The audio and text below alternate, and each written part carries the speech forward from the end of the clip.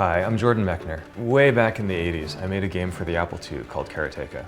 Now, 30 years later, I'm working with a small team to do a modern remake of that game, and I'm going to tell you how we did it.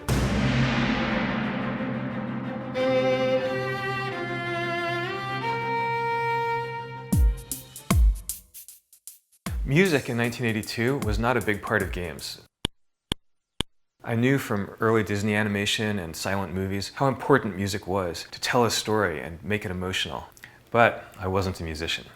So I turned to my dad. He was a businessman, not a professional musician, but he was a really good classical pianist. He suggested using Wagner's leitmotif approach, also used in movies like Star Wars, in which each character is represented by a musical theme. Of course, when he agreed to compose the music for Karateka, I'm not sure he really understood just how severe the technical limitations of the Apple II were. This was before sound cards. The Apple II had a built-in speaker, but I couldn't play instruments. All I could do was play tones at different pitches, and every time you played a note of music or a sound effect, you had to freeze the on-screen animation while the sound was playing. You couldn't have both at the same time. He'd write out the themes for Mariko and the hero and Akuma on sheet music, and I'd calculate the hexadecimal note values and type them into the computer. I remember playing the music back for him. He'd say, well, this note here it's a little bit sharp, and I'd bring it down one, and he'd say, well, now it's a half tone too flat, and so I'd bring it up one, and then he'd say, well, now it's a quarter tone sharp, and I'd say, Dad, this is a computer. It's a number from 0 to 255. There's nothing in between. It was primitive, but it worked.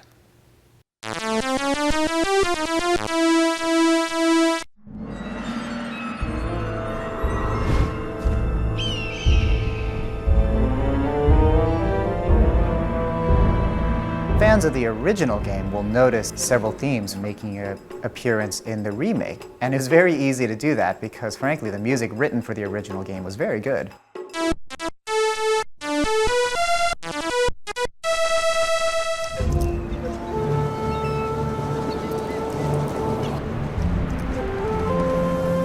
For the new Karateka, music needed to be an even more essential part of the game. Modern fighting games often have controls that are really complicated. I wanted to keep Karateka simple, like the original, so that anybody could pick it up and immediately understand what they were supposed to do. This led me to what's probably the biggest departure of the new Karateka, and I think it's something that may surprise a lot of players. Fighting in the new Karateka is rhythm-based. It's halfway between a fighting game and Guitar Hero. You need to anticipate your enemy's attack patterns and block each punch or kick in the correct rhythm. And when you've done that, you earn your counterattack, and then you get to pound on him. All good game music tells the story on some level, but this one tells it a little differently. It's almost a play-by-play of the combat itself. You can actually close your eyes and hear what's happening through the music alone.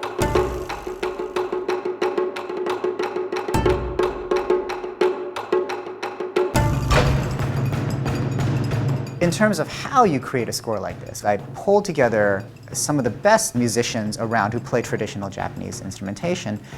And I said, just go to town, guys. Lay down some fast drumming, some slow drumming. Let's record some chapa, which are hand cymbals, basically. All sorts of things. Little shots here and there of sound. It was very modular. Compiled a whole library of these things, that we could lay in at certain points, and they could even be randomized to a certain extent. We had a whole collection of material that is on the fly assembled by their audio engine and that adapts to what the player is doing. I think it's particularly cool that we started in this place where the game could only play sound or show motion. We've gone from there to this point now where the music is in fact so closely linked to the action that the action basically determines the musical composition. This one game, this one franchise sort of encapsulates that entire progression from what we were getting on the Apple II to what we're getting now.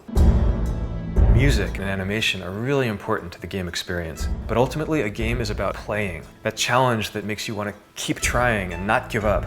The original Karateka was a short game that took a long time to master. So how could we translate that to 2012?